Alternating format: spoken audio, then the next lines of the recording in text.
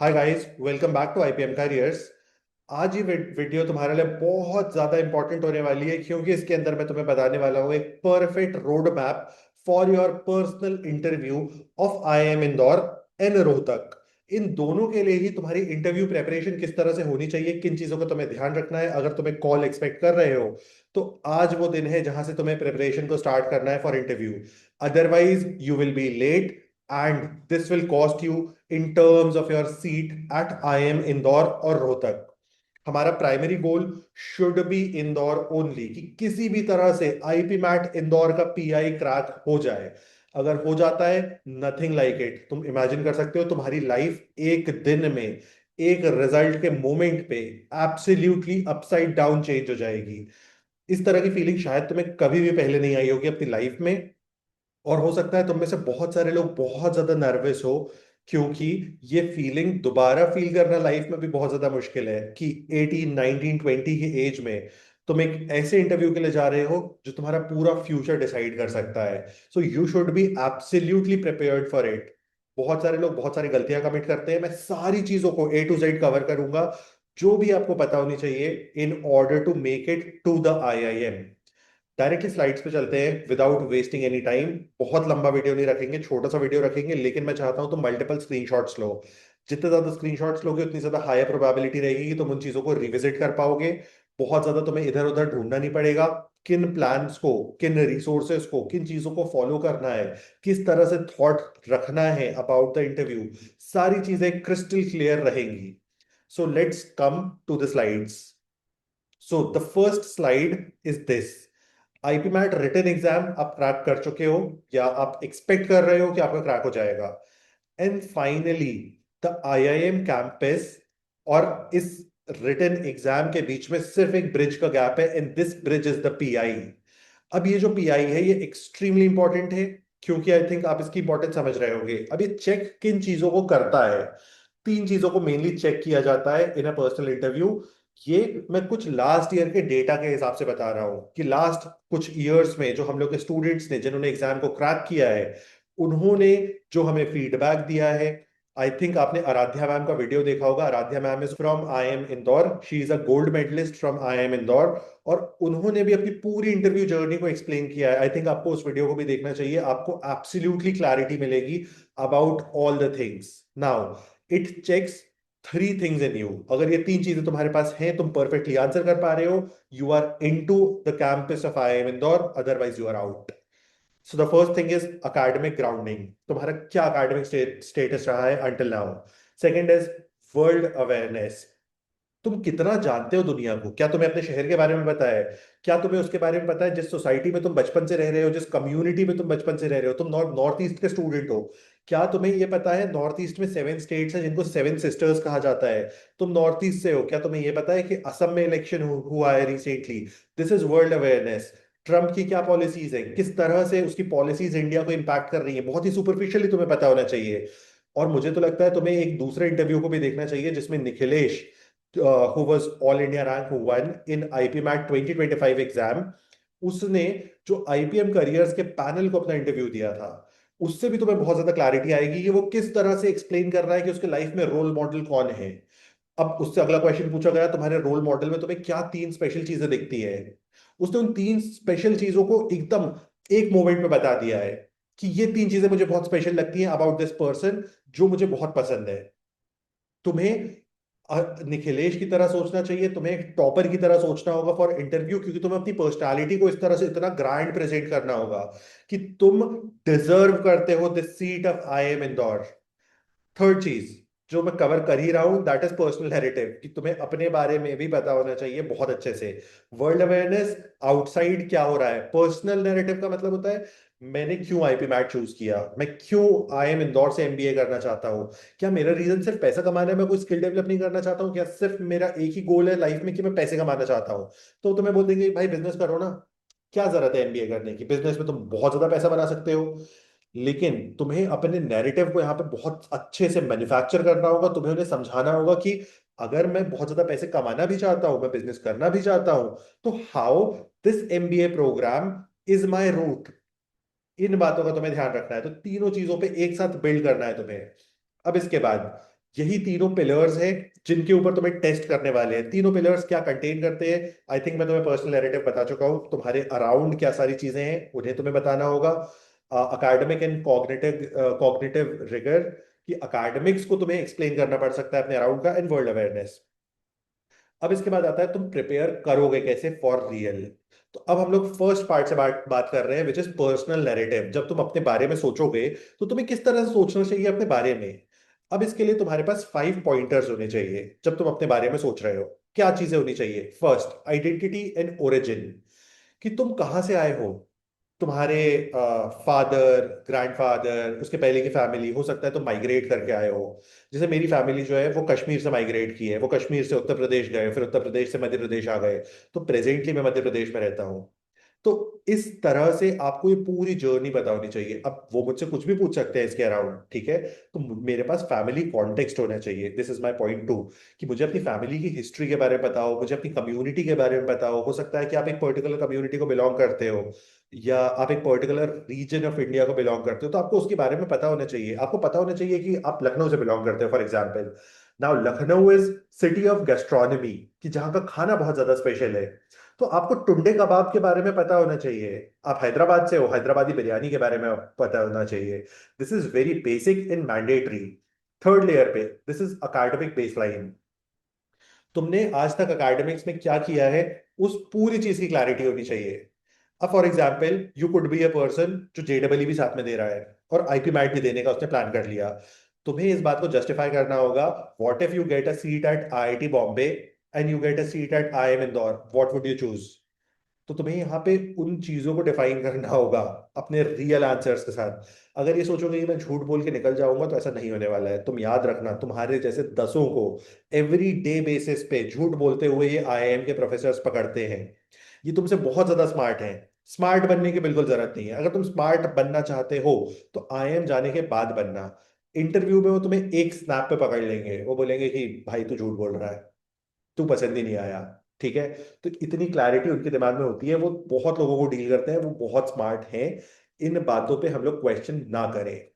Now fourth layer is proof of excellence. Proof of excellence का मतलब होता है, अगर तुमने कुछ किया है तो क्या तुम्हें कोई अचीवमेंट मिली है, या कोई लर्निंग मिली है, या तुमने कुछ सीखा है, या तुम क्या कर रहे थे वहां पे उस पर्टिकुलर रोल में। तुम एक एनजीओ में, जोमैटो फीड इंडिया में काम कर रहे थे। तो जोमैटो फीड इंडिया इज जहाँ पे जो बच्चे होते हैं वो खाना खिलाते हैं on behalf of Zomato to the people who can not afford food.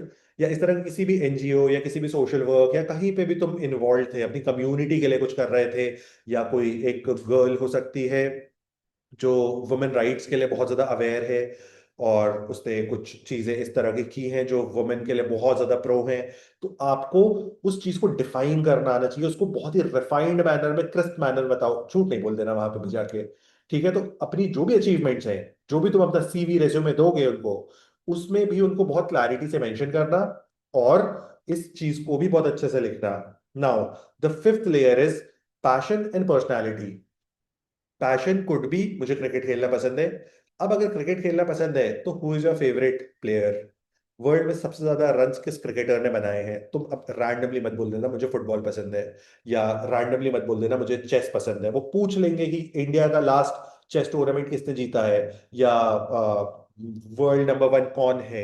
इस तरह के रैंडम क्वेश्चंस आ सकते हैं, तो आपको रेडी रहना है। और अपनी जो रियल पर्सनालिटी है, उस रियल पर्सनालिटी पे आंसर्स को बनाओ। फेक पर्सनालिटी को बिल्ड करने की जरूरत नहीं है in this remaining time. So this was the first thing. Now be ready with all the whys. Why का मतलब होता है तुमने एक आंसर दिया, वो पूछ लेंगे क्यों।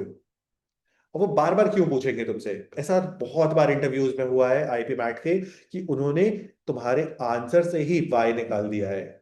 और हमें इन सारे वाइज के साथ प्रिपेयर्ड रहना चाहिए।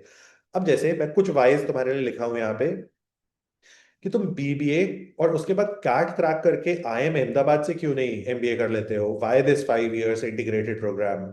This could be one of the whys, कि क्यों भाई ऐसा तुम करना चाहते हो, तुम इस प्रोग्राम को ऑप्ट क्यों करना चाहते हो।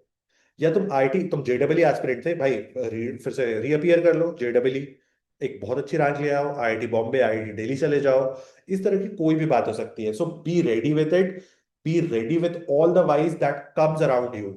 तुम्हारी पर्सनैलिटी पे जितने वाई लगे हुए हैं, जो मैंने इसके पहले वाली यहाँ पे बताया था तुम्हें, हर चीज पे वाई सोच के चलना। तुम अपना फैमिली कॉन्टेक्स्ट दे रहे हो, तुम्हारे पेरेंट्स क्या करते हैं, तो उसके बारे में सब कुछ तुमको इन डेप्थ अच्छे से पता होना चाहिए। अब अगर तुम बोलते हो कि मेरे फादर का बिजनेस है, उनका बिजनेस है इन मैन्युफैक्चरिंग समथिंग, तो वो तुमसे पूछ सकते हैं कि उसकी मैन्युफैक्चरिंग में क्या सारे प्रोडक्ट्स लगते हैं, या बहुत बेसिक सुपरफिशियल क्वेश्चंस तुमसे पूछे जा सकते हैं। इन डेप्थ क्वेश्चन है तो ऑब्वियसली तुम उसको डॉज कर सकते हो। नाउ द थर्ड थिंग, हर इंसान के कैरेक्टर में कुछ स्ट्रेंथ और वीकनेस होती है। So admire your strengths as well as your weaknesses. ये मत बोलो कि मैं परफेक्ट पर्सन हूँ, I am the person who deserves a seat at IIM। You should be ready with why you are the perfect candidate to get this seat of IIM Indore. तो आपको अपनी weaknesses को भी जानना होगा, उन्हें प्रेजेंट करना आपको आना चाहिए। आप बहुत ही रैंडम चीजों को अपनी वीकनेस नहीं बता सकते हो, बहुत ही खराब चीजों को अपनी वीकनेस नहीं बता सकते हो, जो आप, या तो आप उसको मेंशन ही मत करो।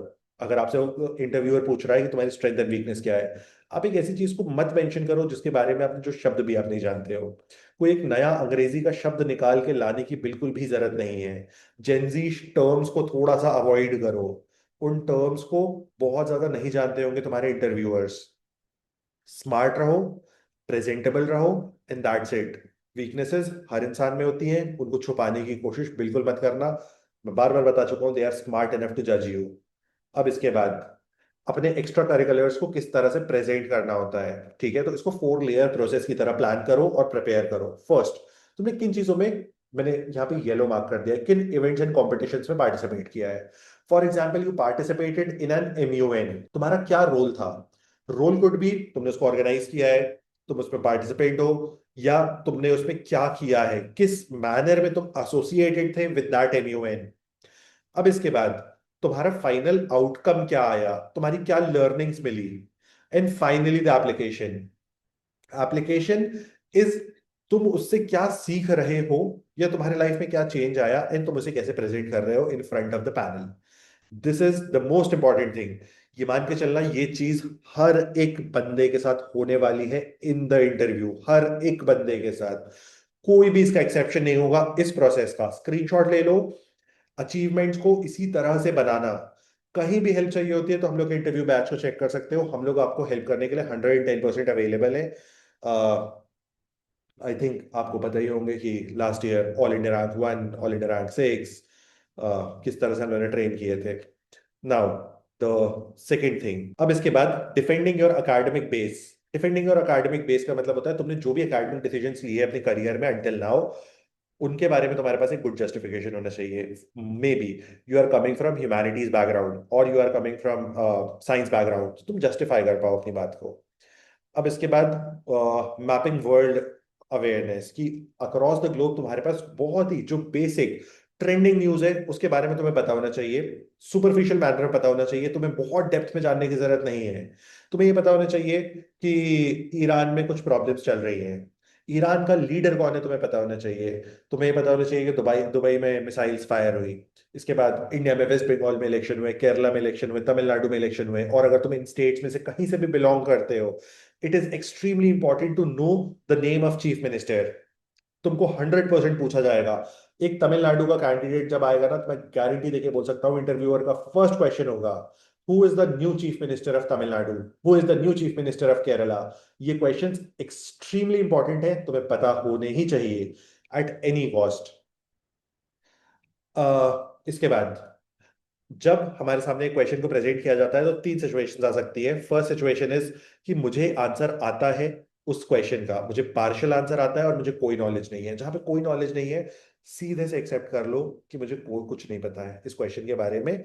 Let's proceed with the next question. उसको बहुत ही अच्छे से अपोलोजाइज कर लो कि मैं इसके बारे में नहीं जानता हूँ, और I will try to gather some knowledge around this topic, और अगले क्वेश्चन में मूव करने की कोशिश करो, ठीक है। भागने की कोशिश नहीं करना उस सिचुएशन से, उस सिचुएशन को एक्सेप्ट करने की कोशिश करना। अगर पार्शियल नॉलेज है तो जो भी आता है उसको थोड़ा बहुत स्ट्रक्चर करके बताओ, ठीक है। और इस बात को क्लियरली मेंशन कर दो, I don't have the full knowledge of this thing. इसके बाद अगर तुम्हें कोई चीज आती है तो उसे बिल्कुल बुलेट पॉइंट्स की तरह प्रेजेंट करो, उसको बहुत ही स्ट्रक्चर्ड एंड गुड मैनर में प्रेजेंट करो। बहुत डिफिकल्ट वर्ड्स पे जाने की जरूरत नहीं है। अपनी लैंग्वेज को बहुत ही ऐसे शब्दों में रखो जो तुम आसानी से बोल पा रहे हो और उन्हें आसानी से समझ आएगा। ऐसे शब्द यूज बिल्कुल भी मत करो जो दोनों पार्टीज के लिए कॉम्प्लिकेटेड है, तुम्हारी जुबान लड़खड़ा जाए जिनको बोलने में। ठीक है, I think you got the point here. तो अब एक IPMAT 2026 PI preparation checklist is this, preparation readiness checklist is this. Total 5 points हैं।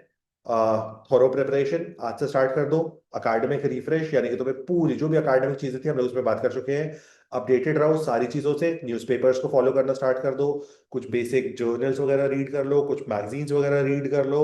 इसके बाद कुछ स्ट्रैटेजिक आंसर्स को प्लान कर लो, जैसे फैमिली, ओरिजिन, अबाउट मी, कोई मेरे बारे में गलत पॉइंट है जो मेरे अकाडमिक रिकॉर्ड पे है या मेरे लाइफ के अराउंड है, तो उन सारी चीजों को प्रिपेयर कर लो। और मल्टीपल टाइम्स प्रैक्टिस करना बिल्कुल भी मत भूलना। इवन जब समय रहना स्टिल अलाइव डालता है ना, तो 10 बार पहले परफॉर्म कर चुका होता है, फिर फाइनल वाला वर्जन डालता है।